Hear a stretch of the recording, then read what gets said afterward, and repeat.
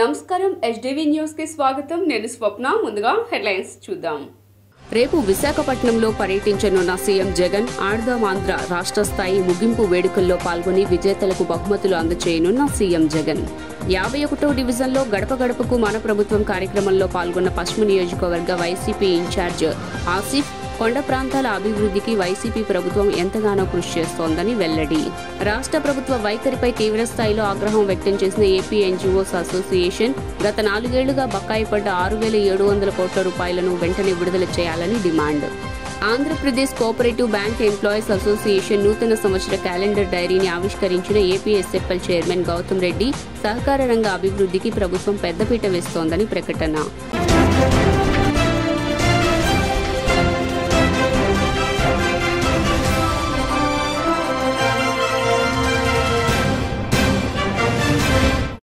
ఇక డీటెయిల్స్ చూస్తే ఆడదాం ఆంధ్ర రాష్ట్ర స్థాయి ముగింపు వేడుకల్లో సీఎం జగన్మోహన్ రెడ్డి పాల్గొని బహుమతులు అందజేయనున్నారు సాయంత్రం 4 గంటలకు తాడేపల్లి నివాసం నుంచి బయలుదేరి విశాఖపట్నం చేరుకుంటారు అక్కడ పీఎం పాలెం వైఎస్ఆర్ క్రికెట్ స్టేడియంకు చేరుకుని క్రికెట్ ఫైనల్ మ్యాచ్ వీక్షిస్తారు అనంతరం క్రీడాకారులను ఉద్దేశించి ముఖ్యమంత్రి ప్రసంగిస్తారు ఆ తర్వాత విజేతలకు బహుమతులు ప్రదానం చేస్తారు కార్యక్రమం అనంతరం బయలుదేరి రాత్రికి తాడేపల్లికి చేరుకుంటారు పశ్చిమ నియోజకవర్గంలో వైసీపీని తిరిగి గెలిపించుకుంటామని ఆ నియోజకవర్గ ఇన్ఛార్జ్ షేక్ ఆసిఫ్ అన్నారు ఇచ్చిన హామీలన్నీ అమలు కావడంతో జగన్ పాలన పట్ల ప్రజలంతా సంతృప్తిగా ఉన్నారని తెలిపారు ఎన్నికల్లో ఓటర్లను మభ్యపెట్టేందుకు పగటి వేషగాళ్లు వస్తున్నారని ఎన్నికల అనంతరం వారంతా హైదరాబాద్కు పరారు కావడం ఖాయమన్నారు ఆసిఫ్ 50వ డివిజన్లో పశ్చిమ నియోజకవర్గంలో గడప గడపకు కార్యక్రమంలో పార్టీ శ్రేణుల కోలాహలం నడుమ ఉత్సాహభరితంగా సాగుతోంది ఇందులో భాగంగా 50వ డివిజన్ పరిధిలో ఆసిఫ్తో కలిసి డివిజన్ ఇన్ఛార్జ్ బంకా విజయ ఇంకా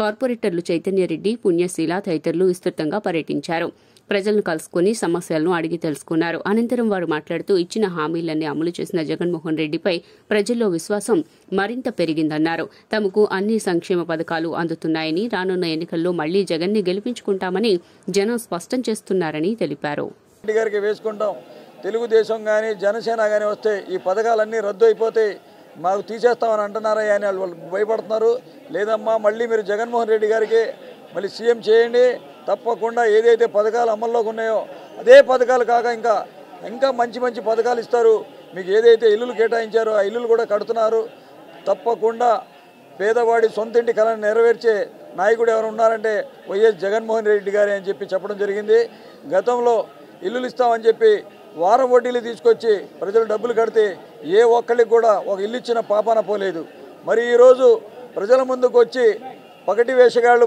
మీ ప్రజల ముందుకు వస్తున్నారు వచ్చి మాయా హామీలు మాయ బూటకు మాటలు చెప్పి మళ్ళీ రావాలని చెప్పి ప్రజలకు మబ్బు పెడుతున్నారు మళ్ళీ మాయ మాటలతో ప్రజల ముందుకు రావాలని చూస్తున్నారు జగన్మోహన్ రెడ్డి గారు 98% హామీలు నెరవేర్చిన ఏకైక ముఖ్యమంత్రి ఎవరున్నారంటే ఈ రాష్ట్రంలో జగన్మోహన్ రెడ్డి గారు 600 హామీలు ఇచ్చి ఏ ఒక్క హామీ నెరవేర్చకుండా పసుపు కుంకుమ అని చెప్పి పేద ప్రజల్ని దోచుకున్నవాడు చంద్రబాబు నాయుడు మీరే గ్రహించుకోవాలి ఈ రాష్ట్రంలో మాట తప్పని మడమ తిప్పని నాయకుడు ఎవరు ఉన్నారంటే జగన్మోహన్ రెడ్డి గారు ఆంధ్రాలోనే ఉంటారు మీకులాగా హైదరాబాద్లో తలదాచుకోరు జగన్మోహన్ రెడ్డి గారు నిత్యం ప్రజల్లోనే ఉంటారు ఆయన ప్రజానాయకుడు ప్రజల మనిషి సంక్షేమాల రథసారథి కావాలని చెప్పేసి చంద్రబాబు నాయుడు ఆయన దత్తపుత్రుడు కావాలని మాయమాటలు చెప్తున్నారు ముందుగా పారిపోయేది వాళ్ళిద్దరే ఇక్కడ తట్టాపుట్టా సర్దుకొని పారిపోయేది మట్టికి వాళ్ళిద్దరే అని చెప్పేసి మధ్యలో మర్చిపోయాను ఇంకొకడు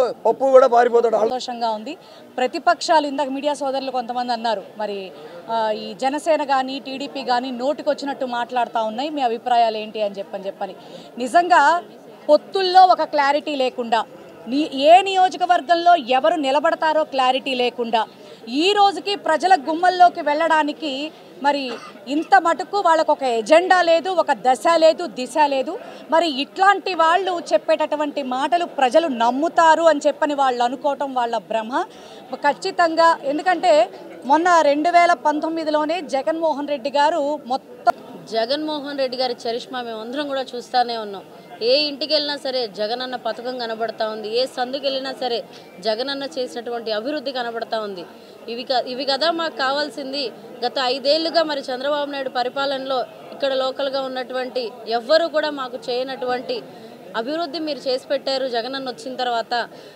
ఈరోజు 57వ డివిజన్లో వైఎస్ఆర్సీపీ అభ్యర్థి మన ఎమ్మెల్యే గారు ఆసిఫ్ గారు అన్న, నా తోటి కార్పొరేటర్లు, అలాగే ఇన్ఛార్జీలు, కార్యకర్తలు ప్రతి ఒక్కరికి పేరు పేరున నా ధన్యవాదాలు. ప్రతి గడపకి ఈరోజు వెళ్ళి ఆసిఫ్ అన్న పెండింగ్లో ఉన్న సమస్యలు పరిష్కరించడంతో పాటు పెండింగ్ బకాయిలను తక్షణం విడుదల చేయాలని ఏపీజేఏసీ డిమాండ్ చేసింది. 4 ఏళ్లుగా పెండింగ్లో ఉన్న సమస్యలతో పాటు ఉద్యోగులకు బకాయి పడ్డ 6,700 కోట్ల నిధులను సాధించేలా ఒత్తిడి తీసుకువచ్చేందుకు ఆంధ్రప్రదేశ్ రాష్ట్ర ఉద్యోగ సంఘాలు సిద్దమైన నేపథ్యంలో రేపు సోమవారం ప్రభుత్వ ఉద్యోగ సంఘాలను చర్చలకు పిలిచింది. పెండింగ్ సమస్యలపై సోమవారం మధ్యాహ్నం 3:30 తర్వాత ఏపీజేఏసీ నేతలతో ప్రభుత్వం చర్చలు జరపనుంది. ఈ క్రమంలో ఏపీజేఏసీ ఆధ్వర్యంలో ఉద్యోగ, ఉపాధ్యాయ, వర్కర్లు మరియు పెన్షన్దారులతో కూడిన 104 ఉద్యోగ సంఘాల ప్రతినిధులు విజయవాడ ఎన్జీఓ హోంలో సమావేశమయ్యారు. ప్రభుత్వంతో చర్చలు జరపవలసిన అంశాలపై నేతలు చర్చించారు. ఉద్యోగుల పట్ల ప్రభుత్వం ఉదాసీన వైఖరిని అవలంబిస్తోందని సమావేశంలో పాల్గొన్న పలువురు నేతలు ఆగ్రహం వ్యక్తం చేశారు. ఏపీజేఏసీ 104 సంఘాలతో అలాగనే కార్యవర్గ సభ్యులతో ఈరోజు ఉదయం 10 గంటల దగ్గర నుంచి సుదీర్ఘంగా చర్చించడం జరిగింది. ఈ యొక్క చర్చల అనంతరం ప్రభుత్వం ఇప్పటివరకు చాలా అనుకూలంగా మనం ప్రభుత్వాన్ని సహకరించాం. ప్రభుత్వం మాత్రం మన యొక్క న్యాయమైనటువంటి డిమాండ్ల పట్ల సహృదయం చూపించడం లేదు. కాబట్టి ఉద్యమ కార్యాచరణ చేపట్టాలన్నటువంటి నిర్ణయాన్ని 2024 నల్ల బ్యాడ్జీలు ధరించి తాలూకా హెడ్ క్వార్టర్స్లో అన్ని కార్యాలయాల్లో, అన్ని స్కూల్స్లో ఆ తాలూకాలో ఉండేటువంటి తహసీల్దార్లకి లేదా ఎంపీడీఓస్ కానీ లేదా హెడ్ క్వార్టర్లో ఉండేటువంటి ఆర్డీఓలకు కానీ మెమోరాండాలు ఇవ్వాలని నిర్ణయించడం. మరి గతంలో పోరాడి సాధించుకునేటువంటి అనేక ప్రయోజనాలు ఏవైతే ఉన్నాయో వాటిని ఎందుకు ఇవ్వడం లేదనేటువంటిది రాష్ట్ర ప్రభుత్వాన్ని అడుగుతూ ఉన్నాం. మరి ఇందులో భాగంగా 35 ఏళ్ల నుంచి 40 సంవత్సరాల పాటు ఉద్యోగానికి సర్వీస్ చేస్తే మరి ఈరోజు పెన్షన్ అనేటువంటిది తీసేసేటువంటి పరిస్థితి ఈ పాలక వర్గాలకు వచ్చింది. మరి ఈ రాష్ట్రంలో అధికారంలోకి రానప్పుడు ఇది చాలా ఇబ్బందికరమైనటువంటి అంశం, నేను చాలా స్టడీ చేశానని చెప్పినటువంటి మరి జగన్మోహన్ రెడ్డి గారు అధికారంలోకి వచ్చిన తర్వాత 4.5 సంవత్సరాల తర్వాత మరి ఏ ఉపయోగం లేనటువంటి జీపీఎస్ అనేటువంటి పథకాన్ని తీసుకురావడం అనేటువంటిది అది ఏమాత్రం మరి ఈ దేశంలో మరి కొత్త సమస్యను తీసుకొచ్చినటువంటి పరిస్థితి అనేటువంటి ఇచ్చే పరిస్థితి లేదు, ఇప్పటికే ఆలస్యం అయిపోయిందనే ఉద్దేశంతో చెప్పడం జరిగింది. దాని అదనంగా ఒక సంఘమే కాదు, ఏపీజేఏసీ సెక్రటరేట్ పెట్టుకొని మీటింగు 5వ తేదీ కూడా మీటింగ్ పెట్టుకోవడం జరిగింది. 5వ తేదీ కూడా నిర్ణయం తీసుకోవడం జరిగింది. ఏపీజేఏసీ సెక్రటరేట్ ఎంప్లాయీస్ అందరూ కూడా సెక్రటరేట్ కార్యవర్గం అంతా కూడా ముక్త కట్టంతో ఉద్యమ బాట పట్టాల్సిందని చెప్పడం జరిగింది. దానితో కూడా పోకుండా ఉద్యమానికి పోవాలి కంటే అందరినీ సమాయత్తం చేసుకోవాలని ఏపీజేఏసీ ఎగ్జిక్యూటివ్ మీటింగ్ ఈరోజు ఉదయం నుంచి జరగడం జరిగింది. దాదాపు 104 సంఘాలు, భాగస్వామ్య సంఘాలన్నీ కూడా రావడం జరిగింది. అందరూ కూడా ముక్త కంఠంతో ఉద్యమ బాట. AP cooperative bank employees association రూపొందించిన నూతన క్యాలెండర్ డైరీని వైఎస్ఆర్సీపీ ట్రేడ్ యూనియన్ రాష్ట్ర అధ్యక్షుడు ఊనూరు గౌతమ్ రెడ్డి ఆవిష్కరించారు. బందర్ రోడ్లోని ది కృష్ణా జిల్లా కోఆపరేటివ్ బ్యాంకు ప్రాంగణంలో ఆదివారం జరిగిన ఆవిష్కరణ కార్యక్రమంలో ముఖ్య అతిథిగా హాజరైన APSFL chairman, AP cooperative bank employees association గౌరవ అధ్యక్షుడు గౌతమ్ రెడ్డి మీడియాతో మాట్లాడారు. ఉమ్మడి ఆంధ్రప్రదేశ్లో సహకార రంగ బ్యాంకింగ్ వ్యవస్థను నిర్వీర్యం చేసిన వ్యక్తి చంద్రబాబు అన్నారు.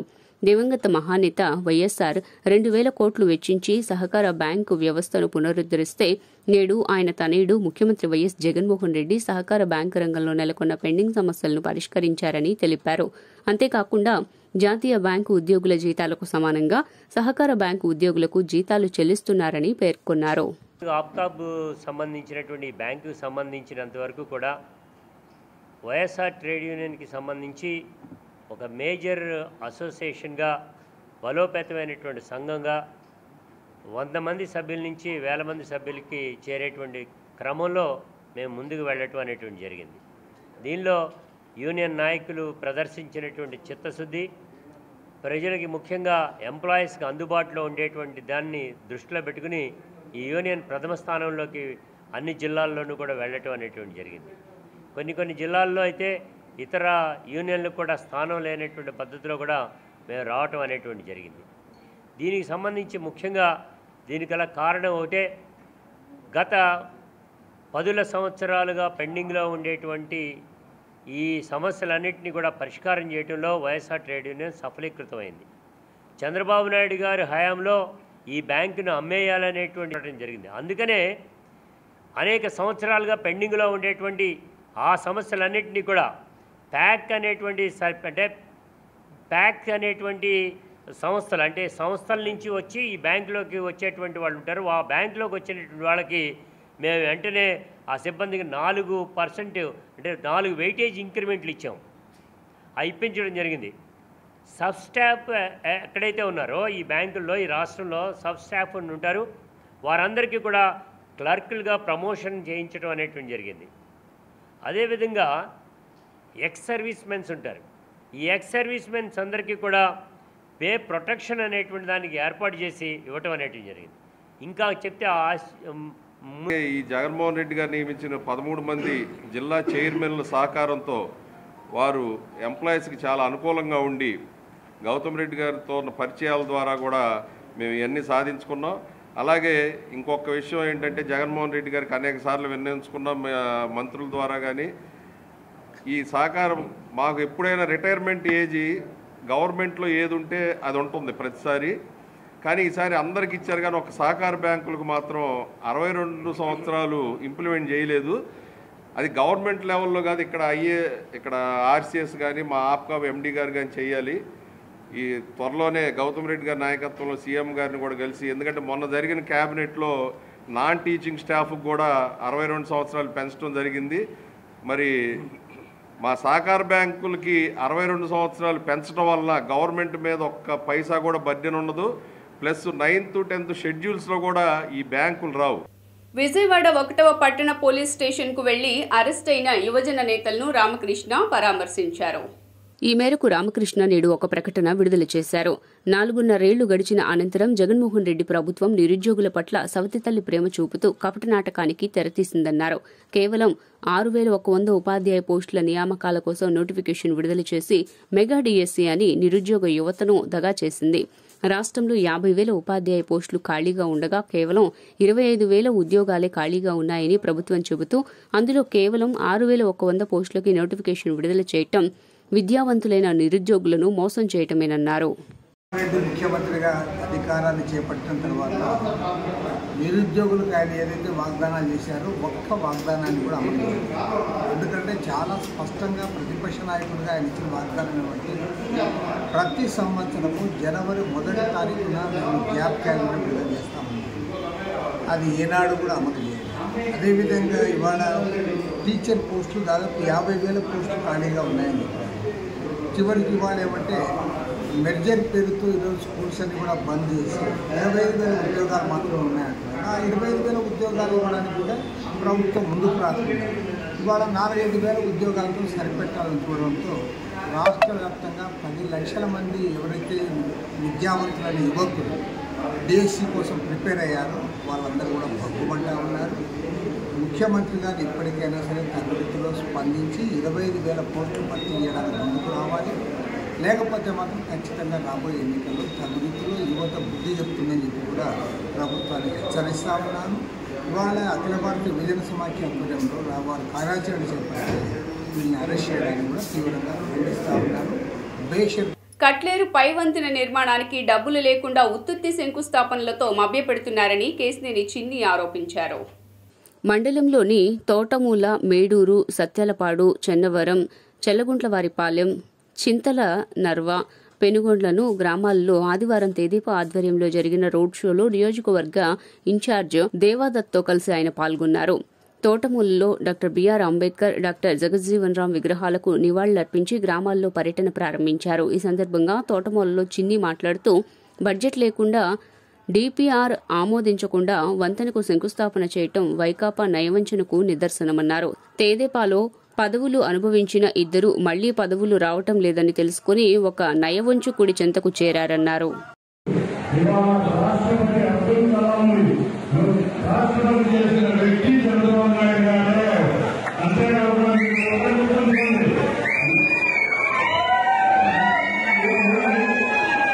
భాజపా సిద్ధాంతాలకు అనుగుణంగా ప్రతి ఒక్కరూ పనిచేయాలని ఆ పార్టీ రాష్ట్ర అధ్యక్షురాలు పురంధరేశ్వరి పేర్కొన్నారు. భాజపా సిద్ధాంతకర్త దీన్ దయాళ్ ఉపాధ్యాయ వర్ధంతి కార్యక్రమాన్ని విజయవాడలోని భాజపా రాష్ట్ర కార్యాలయంలో ఆదివారం నిర్వహించారు. ఈ సందర్భంగా పురంధరేశ్వరి మాట్లాడుతూ కేంద్రంలో భాజపా అమలు చేస్తున్న పథకాలు, కార్యక్రమాలను చూసి ఎక్కువ మంది పార్టీలోకి వస్తున్నారన్నారు. కృష్ణా జిల్లాకు చెందిన వాసిరెడ్డి మనోజ్, ఎన్ఆర్ఐ తాతినేని శ్రీరామ్, అనంతపురానికి చెందిన దగ్గుబాటి శ్రీరాములు, ఎన్టీఆర్ జిల్లాకు చెందిన బోలిశెట్టి కుమార్లు అనుచరులతో కలిసి పార్టీలో చేరారు. అంటే ఎలాగో అని చెప్పి చూసినట్లయితే 16% ఎన్పిఏస్ ఉండే అప్పట్లో బ్యాంకింగ్ వ్యవస్థను కనుక మనం చూసుకున్నట్లయితే నాన్ పర్ఫార్మింగ్ యాసెట్స్ ఏవైతే ఉన్నాయో అవి అటల్ బిహారీ వాజ్పేయి గారు ప్రధాని అయ్యే సమయానికి దగ్గర 16% ఉండేవి. కానీ వాజ్పేయి గారు ప్రధాని అయిన తర్వాత వారు మరియు వారి సహచర మంత్రుల యొక్క సహకారంతో ఆ నాన్ పర్ఫార్మింగ్ యాసెట్స్ ఏవైతే ఉన్నాయో 16% ఉన్నటువంటి వాటిని 7.8% తగ్గించినటువంటి ఘనత ఎన్డీఏ ప్రభుత్వానికి దక్కుతుంది. ఆ తరువాత మళ్ళీ ఎప్పుడైతే యూపీఏ అధికారంలోకి వచ్చిందో మళ్ళీ తిరిగి ఆ 7.8% ఏదైతే ఎన్పిఏ నాన్ పర్ఫార్మింగ్ యాసెట్స్ ఉన్నాయో అవి 12.5% పెరిగిపోవటం జరిగింది. అంటే ఏ రకంగా అక్కడ సామర్థ్యానికి, అసమర్థతకి, వైఫల్యానికి ఉన్నటువంటి తేడాని ఇక్కడ మనం గమనించవలసినటువంటి అవసరం చాలా ఉంది. అదేవిధంగా ఇందాక చెప్పాను నేను 2014 సంవత్సరానికి ముందు మనం స్కాముల పర్వం చూసామని. 15 చాలా పెద్ద స్కాములు, అది 2G స్కామ్ కావచ్చు, కోల్గేట్ అంటే బొగ్గుకి సంబంధించినటువంటి స్కామ్ కావచ్చు, మరి ఐఎన్ఎక్స్ మీడియా స్కామ్ కావచ్చు, ఓటుకి నోటు క్యాష్ ఫర్ ఓట్ అదే నోటుకి ఓటు స్కామ్ కావచ్చు. విశాఖ ఉక్కు కార్మికులు, వామపక్ష పార్టీలు, హోదా సాధనకారులు, దళిత సంఘాలు ఆంధ్ర భవన్, జంతర్ మంతర్లో దీక్షలు నిర్వహించనున్నారు. తండ్రి మాట తప్పని నేతగా శ్రీరామచంద్రుడు పరిపాలన చేస్తే ఇచ్చిన మాట తప్పిన నేతగా మోదీ పరిపాలన చేస్తున్నారని అమరావతి బహుజన జేఏసీ అధ్యక్షులు పోతుల బాలకోటయ్య విమర్శించారు. శ్రీరాముడి పేరెత్తే అర్హత మోదీకి లేదన్నారు. గాంధీనగర్లోని ప్రెస్ క్లబ్లో ఆదివారం నిర్వహించిన ప్రెస్ మీట్లో ఆయన మాట్లాడారు. రాష్ట్ర విభజన గాయాలను మోదీకి వినిపించేలా ఢిల్లీలో 4 రోజుల పాటు ఆందోళన చేపట్టినట్లు తెలిపారు. రాష్ట్రానికి ప్రత్యేక హోదా, పోలవరం, రాజధాని అమరావతి నిధులు, వెనుకబడ్డ ప్రాంతాలకు ప్యాకేజీని కేంద్ర ప్రభుత్వం కాలరాసిందని ధ్వజమెత్తారు. అక్షంతలో పసుపులు కుంకుమలు పంపించిన మోడీ గారు ఆంధ్రప్రదేశ్ విభజనకై రేపటికి 10 ఏళ్లు పూర్తవుతున్న విభజన హామీలను మాత్రం అలాగనే ఉంచి మాట తప్పాడు. పోలవరం విషయంలో మాట తప్పాడు, ప్రత్యేక హోదా విషయంలో మాట తప్పాడు, విభజన హామీల విషయంలో మాట తప్పాడు, ప్రజా రాజధాని అమరావతి విషయంలో మాట తప్పాడు. అన్నీ మాట తప్పడం తప్ప మడని తప్పడం తప్ప ఆయన చేసినైతే ఏమీ లేదు. కానీ అలా గట్టిగా మేము అనరాదు, వేరొకరు వినరాదు. భారతీయ జనతా పార్టీని కనుక ఏమన్నా అన్నామనుకో ఓ చాంతాడంత చదివేస్తాడు హనుమాన్ చాలీసాలాగా. ఆంధ్రప్రదేశ్కి 1000 కోట్ల రూపాయలు ఇచ్చామంటారు. ఎవరిని గెలిపించినా సరే 1000 కోట్ల రూపాయలు ఇచ్చామని చెప్పి మాట్లాడతారు. మోడీ గారిని ఏమీ అనకూడదు, అమిత్ షా గారిని ఏమి అనకూడదు. మీకు ఒక విషయం తెలుసో లేదో, నాకు ఢిల్లీలో తెలిసిన రహస్యం ఏంటంటే మోడీ గారు ముఖ్యమంత్రులు కానీ నాయకులు కానీ పగలే గడుస్తున్నారు. విడుదల కోసం కష్టపడ్డ పాత్రికేయ మిత్రులందరికీ, ఆందోళన చేసిన అందరికీ, వామపక్ష పార్టీలకి, తెలుగుదేశం పార్టీలకి, ఎక్సెప్ట్ వైసీపీ తప్ప బీజేపీని కూడా పక్కనే పెట్టొచ్చేమో, పెద్ద కష్టపడ్డదేం లేదు కోడికత్తి సీని విషయంలో. మిగిలిన అందరికి కూడా ధన్యవాదాలు తెలుపుతున్నాను. మిత్రులారా, కర్కశక ప్రభుత్వ పరిపాలన ఎల్లకాలం ఉండదు. జగన్మోహన్ రెడ్డి గారు ఒక అమాయకుణ్ణి 5 సంవత్సరాల 5 మాసాలుగా 1970 రోజులుగా జైల్లో పెట్టి ఆనందపడ్డారు ముఖ్యమంత్రి గారు. మీరు విచారణ కూడా పోలా, సావిత్రమ్మ ఎండిన డొక్కలతో ఎండిన కడుపుతో రక్తం లేని శరీరంతో దీక్ష చేసింది నా తల్లి. మాఘమాసం ప్రారంభం రోజు ముఖ్యంగా విశిష్టమైన ఆదివారం కావడంతో ఇంద్రకీలాద్రిపై దుర్గమ్మ దర్శనానికి భక్తుల రద్దీ ఏర్పడింది. వివిధ ప్రాంతాల నుంచి అమ్మవారి దర్శనానికి భక్తులు పోటెత్తారు. క్యూ లైన్లలో భక్తులతో నిండిపోయాయి. భక్తులు వేలాదిగా రావడంతో అధికారులు శీఘ్ర దర్శనం ఏర్పాట్లు చేశారు. భక్తులు పలువురు చండీ హోమం, లక్ష కుంకుమార్చన, శ్రీచక్ర నవావరణార్చనలో పాల్గొని మొక్కులు తీర్చుకున్నారు. మాఘమాసం ఆదివారం సందర్భంగా ప్రత్యేకంగా లోక కళ్యాణం కోరుతూ అర్చక బృందం అరుణపారాయణ, సూర్య నమస్కారాలు నిర్వహించింది.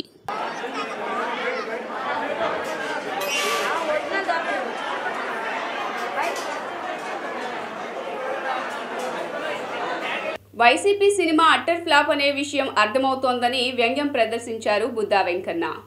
విజయవాడలో టీడీపీ సీనియర్ నాయకులు బుద్దా వెంకన్న మీడియాతో మాట్లాడారు. ఏపీలో టీడీపీ జనసేన టికెట్ ఫుల్ అని, వైసీపీ టికెట్ల కోసం పోటీ చేసేవారు లేక నిలుగా మారిందని ఎద్దేవా చేశారు. వైసీపీ సినిమా అట్టర్ ఫ్లాప్ అనే విషయం అర్థమవుతోందని, 2019కు ముందు వచ్చిన యాత్రను కొంతవరకు ప్రజలు ఆదరించారని, ఇప్పుడు యాత్ర 2 వచ్చిందని ఆ సినిమా చూసే వాళ్లే కరువయ్యారన్నారు. ఇక్కడ జగన్ సినిమా కూడా అందరికీ అర్థమైపోయిందని, ఓటమి ఖాయమైపోయిందని అన్నారు. ఇక జగన్ కు ఓట్లు వేయకూడదని ప్రజలు డిసైడ్ అయిపోయారని, ఢిల్లీలో ప్రధాని మోదీ ఏం వార్నింగ్ ఇచ్చారో గానీ సీఎం జగన్ ప్రెస్టేషన్తో బయటకు వచ్చారని, అతని కారు ఎక్కకుండా సెక్యూరిటీ కారు ఎక్కుతున్నారంటే జగన్ కు మెదడు పనిచేస్తుందా లేదా అనే సందేహం కలిగిందన్నారు. 10 మంది అభ్యర్థులు నాకు కావాలి నాకు కావాలి నాకు కావాలి అన్నారు. వైసీపీ ఎవరైతే టికెట్ రాలేదో, టికెట్ రాకపోతే చూడండి బయటకు వచ్చి గోలగోలు చేస్తారు, అలరాలరు చేస్తారు. టికెట్ రానోడు అమ్మాయ అనుకుంటున్నారు. అంటే అట్టర్ ఫ్లాప్ సినిమా వైసీపీ. ఉదాహరణకి యాత్ర అనే సినిమా వచ్చింది 2019 ముందు. ఏ మాటకు ఆ మాట కొద్దో గొప్ప జనాలు దాన్ని ఆదరించారు, ఉన్నది ఉన్నట్టు మాట్లాడాలంటే. ఇప్పుడు యాత్ర 2 అనే ఒక సినిమా వచ్చింది. జనాలు ఆ యాత్ర 2కి వెళ్ళినోళ్ళు లేరు, ఎక్కడే తేలిపోయింది. నీకు యాత్ర సినిమాకేమో ఆ రోజు జనం ఉన్నారు, యాత్ర 2కి జనం లేరు. అంటే ప్రజలు డిసైడ్ అయిపోయారు, ఇక జగన్మోహన్ రెడ్డికి ఓటు అనేది మనం వేయకూడదు, ఒక్కసారి వేసి తప్పు చేసాం, ఇక ఓటు వేయకూడదని డిసైడ్ అయిపోయారు. అలాగే జగన్మోహన్ రెడ్డి చెమటలు పట్టి అక్కడికి వెళ్తూ అక్కడ నరేంద్ర మోడీ గారు ఏ వార్నింగ్ ఇచ్చారో ఏమో కానీ బయటకు వచ్చి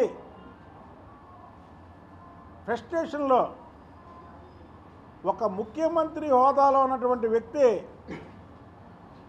అతని కారు ఎక్కకుండా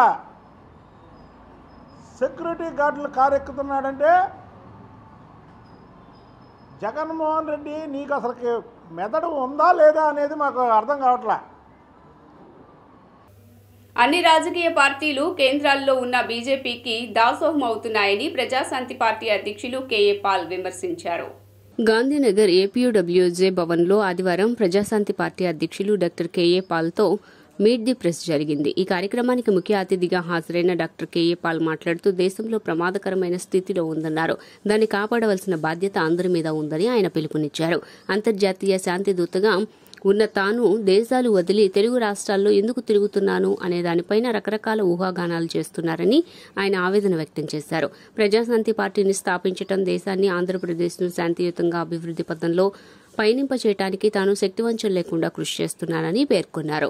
డాక్టర్లు, ఐఏఎస్లు, ఐపీఎస్లు, ఎంతో మంది సీనియర్లు ప్రజాశాంతి పార్టీలో చేరుతున్నారని ఆయన పేర్కొన్నారు. ఏం మాట్లాడుతుంది? మోదీ కోట్లేమంటుంది. అసలు అంత మంచి ఆవిడ అమ్ముడుపోయిందో నాకు అర్థం అవట్లా. మోదీకి ఎవరైనా ఒక్కరైనా మోదీ తొత్తులకు ఓట్లు వేయొచ్చా? మానవత్వం ఉన్నవారు, రాష్ట్రం మీద ప్రేమ ఉన్నవారు ఎందుకు? మోదీ గారు మనకి స్పెషల్ స్టేటస్ ఇచ్చారా? స్పెషల్ ప్యాకేజ్ ఇచ్చారా? రైల్వే జోన్ కట్టారా? పోలవరం చేశారా?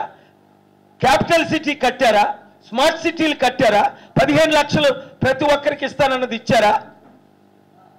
నల్లధనం తీసుకొస్తానని చేశారా? వెంకటేశ్వర స్వామి దేని మీద మొత్తం అన్ని దరిద్రత నిర్మూలన చేసేస్తాను స్పెషల్ స్టేటస్. 100లో 1 వాగ్దానం నెరవేర్చారా? ఆంధ్రుల కొరకు, తెలంగాణ కొరకు, తెలుగు ప్రజల కొరకు మోదీ గారు ఏం చేశారు? ఒక్కటి చెప్పనండి. ఈ 1% ఓట్లు రాలేదు. చూసుకొని నేను చెప్పినవన్నీ జరుగుతున్నాయి. 2009లో చిరంజీవి గారికి 18% ఓట్లు వచ్చాయి, 18 సీట్లు వచ్చాయి. ఎప్పుడైతే 2011లో చిరంజీవి పవన్ కళ్యాణ్ కాంగ్రెస్తో విలీనం అయిపోయారో, కాపులందరినీ బీసీలు అమ్మేసి, 2014లో మన తెలుగు ప్రజలు బుద్ధి చెప్పలేదా? కాంగ్రెస్కి 0.5% ఓటు వేయలేదు, 40% ఉన్నవారికి, చిరంజీవికి 0.5% ఓటు, ఇద్దరికి కలిపి 1% ఓట్లు రాలేదు.